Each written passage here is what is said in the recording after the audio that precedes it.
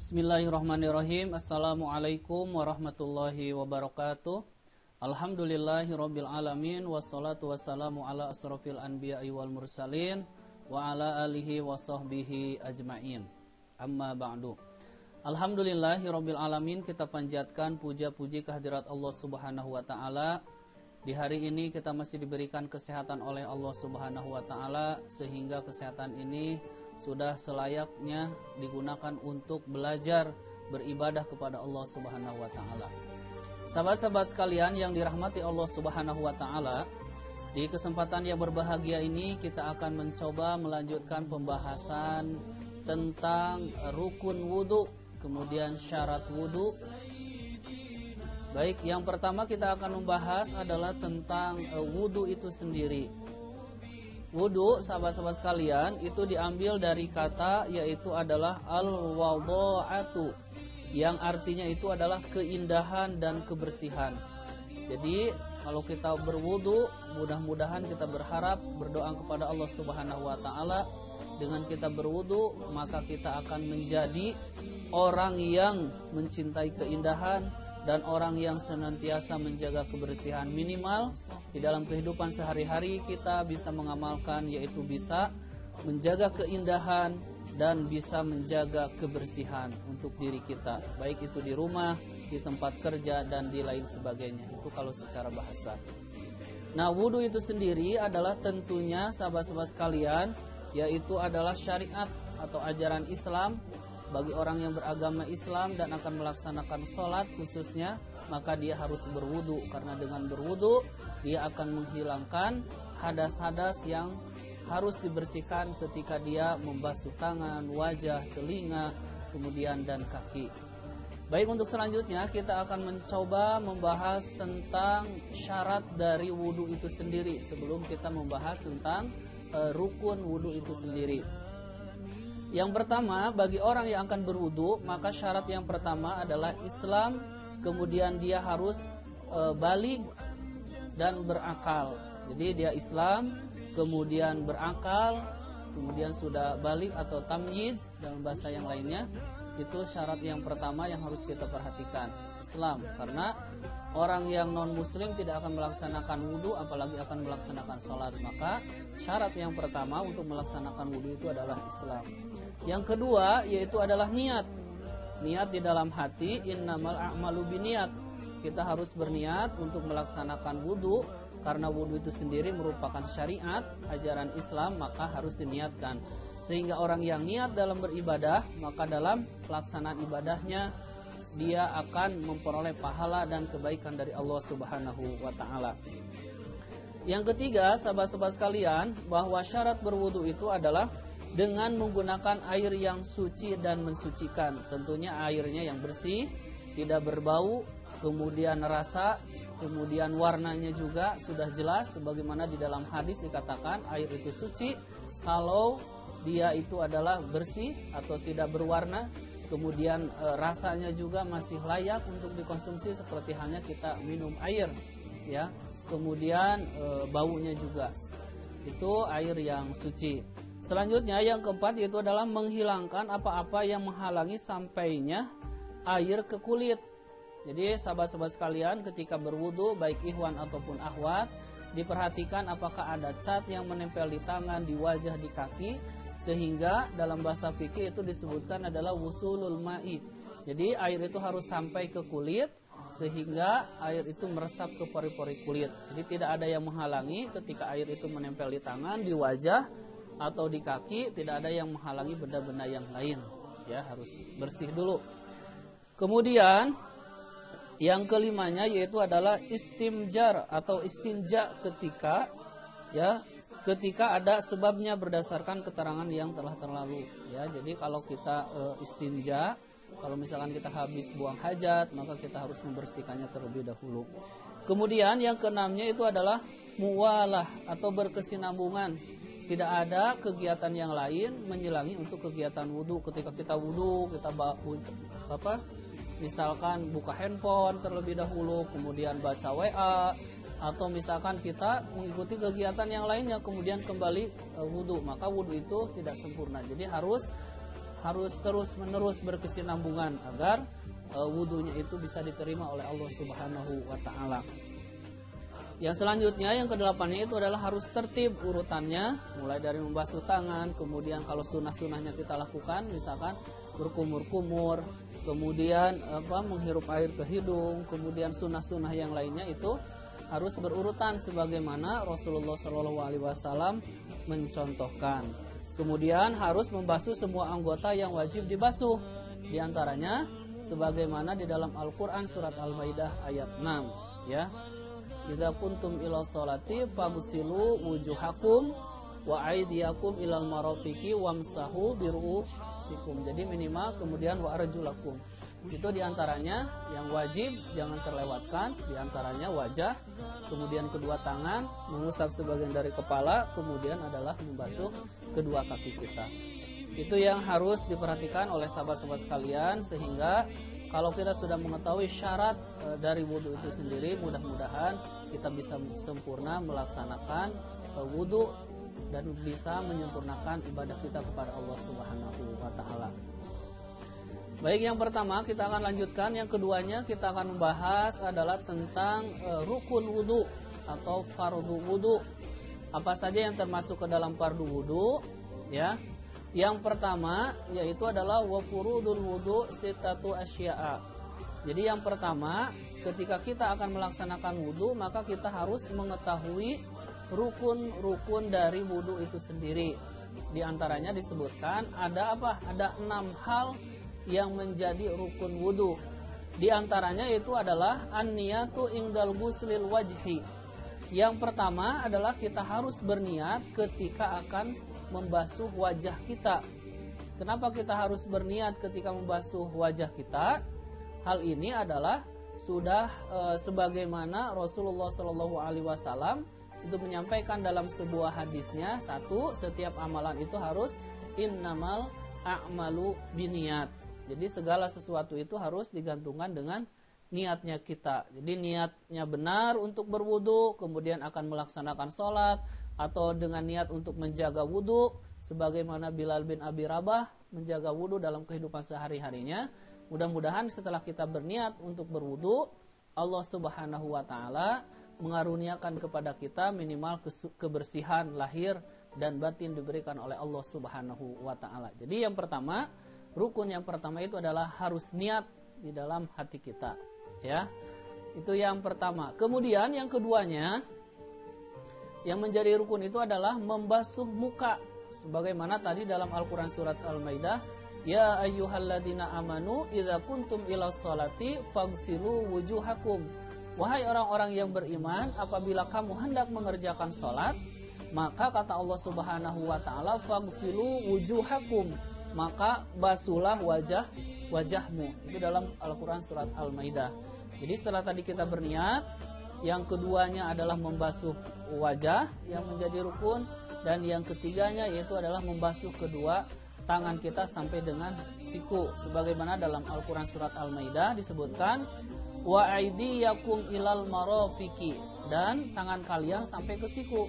Jadi kalau kita tadi membasuh wajah berniat di dalam hati, ya, kemudian setelah itu kita membasuh mengambil air, kemudian diusapkan ke seluruh bagian wajah, hal yang termasuk ke dalam wajah, mulai dari akhir ujung rambut ini, ya, ke sini terus ke wajah kita sampai dengan ke janggut. Nanti ada sunah-sunahnya, ini yang rukunnya dulu. Kemudian setelah itu kita juga membasuh kedua tangan sampai dengan ilal marafiqi, sampai kedua sikut kita, ya. Mana yang termasuk dengan sikut nanti kita basuh. Ada air yang mengalir, kemudian ada air yang mungkin menggunakan gayung dan lain sebagainya. Itu jadi tadi niat. Yang kedua, anak-anak sekalian atau sahabat-sahabat sekalian, yang keduanya membasuh muka, dan yang ketiganya itu adalah membasuh kedua tangan kita sampai dengan siku. Yang keempatnya adalah mengusap sebagian kepala, sebagaimana dalam Al-Qur'an surat Al-Maidah disebutkan wamsahu biru'usikum, dan sapulah kepala kalian. Jadi cara menyapunya di beberapa pendapat yang Bapak ketahui.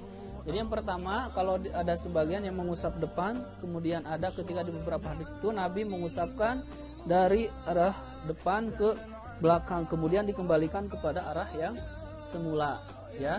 Kemudian dalam riwayat lain ada juga ketika Nabi mengusapkan kemudian ditarik, kemudian ada yang langsung ke telinga, ya. Nanti itu di praktek bagaimana kita berwudu, ya. Jadi mengusap sebagian kepala, ya, sebagian kepala baik di depan, di tengah ataupun di belakang, intinya adalah masih yang termasuk ke dalam kepala. Wamsahu birusikum, dan sapulah sebagian dari kepala kita, ya, rambut di sini adalah. Yang kelima yaitu kita, ya, yang menjadi rukun dari wudu itu sendiri adalah membasuh kedua kaki sampai dengan mata kaki. Nah, ini harus diperhatikan, kita memiliki mata kaki. Jangan sampai ketika kita membasuhnya dengan cepat-cepat sehingga tidak sempurna ketika membasuh kaki. Sebagaimana dalam Al-Quran surat Al-Maidah dijelaskan, wa arjulakum ilal ka'bain, dan basuhlah kedua kaki kalian itu sampai kedua mata kaki, ya. Kita memiliki mata kaki minimal sampai sana. Dilebihkan itu juga diperbolehkan, minimal kita batasannya adalah sampai dengan mata kaki. Yang keenam yaitu rukun yang keenamnya itu dilakukan secara tertib dan sesuai dengan urutannya. Jadi tertib, jadi harus tertib mulai dari niat, kemudian tadi yang kedua membasuh wajah kita, kemudian tangan, mengusap sebagian kepala, membasuh kedua kaki, kemudian semuanya itu dilakukan dengan tertib. Ini hal-hal yang termasuk ke dalam rukun dari wudu. Kalau misalkan tidak dilaksanakan, mulai dari niat, membasuh wajah, kemudian membasuh kedua tangan, mengusap sebagian kepala, membasuh kedua kaki sampai dengan tadi tertib urutannya, maka kalau sempurna insya Allah wudunya sempurna. Tapi kalau misalkan tidak sempurna, kemungkinan besar wudunya tidak akan diterima oleh Allah Subhanahu wa taala. Itu karena rukun itu harus dilaksanakan. Itu sahabat-sahabat sekalian yang termasuk ke dalam rukun dari wudu itu sendiri. Nah, setelah kita mengetahui tadi pengertian wudu, bahwa wudu itu adalah tadi membersihkan, kemudian keindahan, kemudian kita mengenai syarat dari wudu itu sendiri mulai dari Islam dan selanjutnya, kemudian kita juga mengenal tentang rukun dari wudu itu sendiri yang 6 tadi. Dan yang ketiga kita akan melanjutkan adalah tentang sunnah-sunnah, mulai dari pengertian wudu itu sendiri, kemudian dilanjutkan syarat wudu, kemudian rukun wudu, dan yang hal-hal yang berkaitan dengan sunnah-sunnah dalam berwudu, ya. Jadi kita harus perhatikan sunnah ketika kita melaksanakan wudu itu apa saja. Yang pertama di dalam kitab Ghayatul Taqrib itu ada 10, ya, wasunanuhu asyaratun. Jadi ada 10 sunnah yang harus diperhatikan ketika kita melaksanakan wudu, supaya tadi syaratnya dilaksanakan, rukunnya dijalankan, kemudian sunnah-sunnahnya juga diperhatikan. Dengan adanya ini mudah-mudahan wudu kita bisa diterima oleh Allah Subhanahu wa taala. Yang pertama yang harus kita perhatikan adalah at-tasmiyah, ya. Jadi kita disunahkan oleh Rasulullah SAW mengucapkan atau membaca basmalah, sebagaimana Rasulullah SAW ketika akan berwudu itu adalah membaca basmalah. Jadi sunahnya kita ketika akan kita berwudu kita membaca basmalah, ya. Yang kedua adalah membasuh kedua telapak tangan. Yang kedua adalah membasuh telapak tangan sampai sebelum memasukkannya ke dalam air. Jadi membasuh dulu, sunah-sunahnya sebelum kita berwudu, kita membasuh kedua telapak tangan. Jadi mengucapkan basmalah tadi, sebagaimana ada dalam sebuah hadis dikatakan tentang mengucap basmalah, la sholatan liman la wudu'a. Jadi tidak ada sholat, ya. Tidak ada sholat bagi orang yang tidak berwudu, kata Nabi. La sholata liman la wudu'a. Tidak ada sholat bagi orang yang tidak berwudu. Maka syaratnya diperhatikan, rukunnya diperhatikan, sunnahnya juga diperhatikan, sehingga akan berakibat kepada sholatnya itu akan diterima oleh Allah Subhanahu wa ta'ala. Jadi la sholata liman la wudu'a lahu. Tidak ada sholat bagi orang yang tidak berwudu. Wala wudu'a liman lam yudhkarismallahu ta'ala alaih. Dan tidak ada, kata Nabi Muhammad SAW, menyebutkan tidak ada wudhu bagi orang yang tidak membaca basmalah di dalamnya. Minimal sunnahnya kita jalankan Bismillahirrahmanirrahim, niat di dalam hati untuk melaksanakan wudhu. Setelah itu langsung melaksanakan urutan dari berwudhu. Itu tentang mengucap basmalah.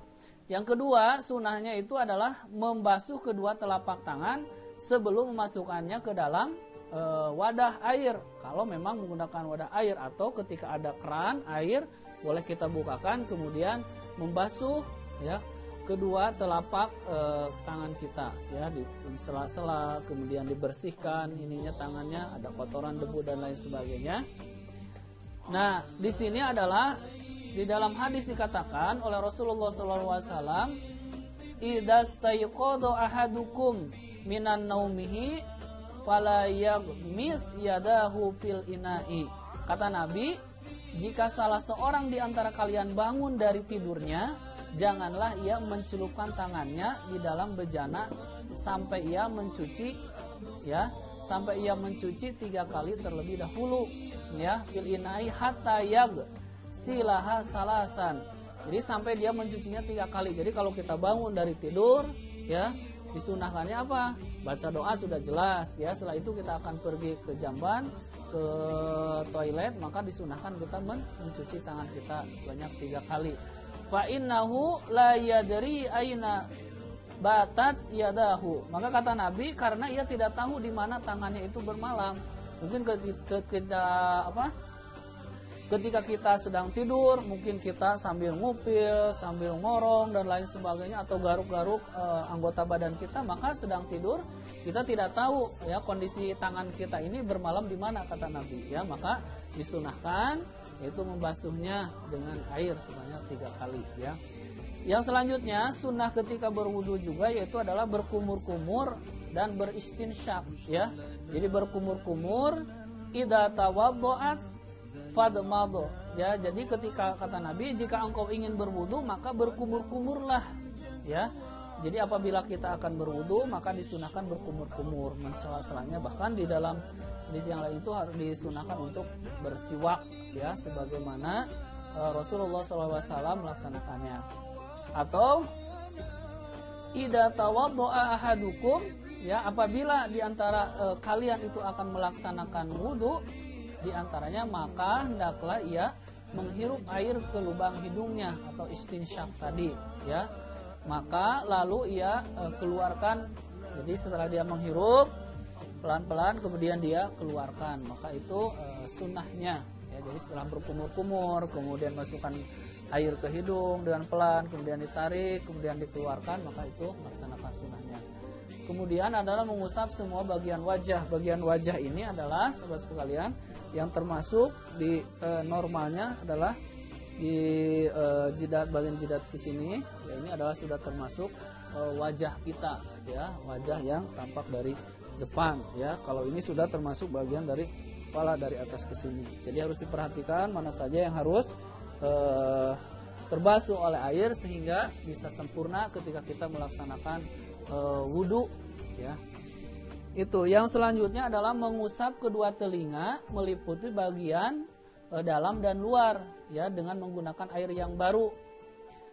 Tawaddu'a Rasulullah SAW, di dalam hadisnya dikatakan Rasulullah SAW itu berwudu ya, summa masaha bi ra'sihi udhunaihi.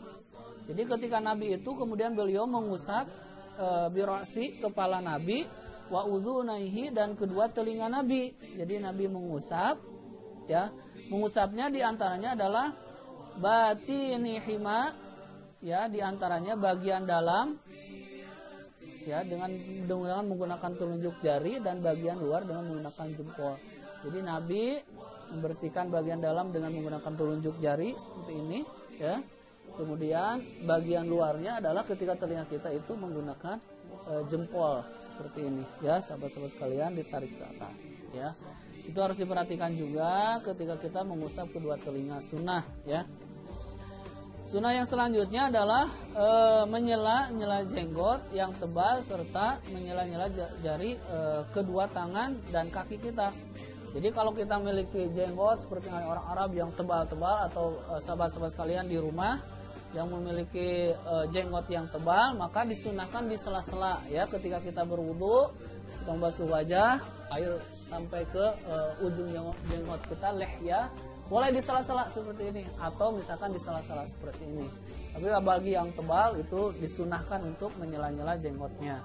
Kemudian disunahkan juga adalah menyela-nyela jari tangan ketika berwudu ya, di sela-sela dibersihkan, boleh seperti ini di sela-sela ya, seperti ini juga. Kemudian kaki kita juga di sela-sela bagian yang susah untuk dibersihkan, maka disunahkan itu di sela-sela ya. Itu diantaranya supaya kita bisa melaksanakan sunnah-sunnah wudu.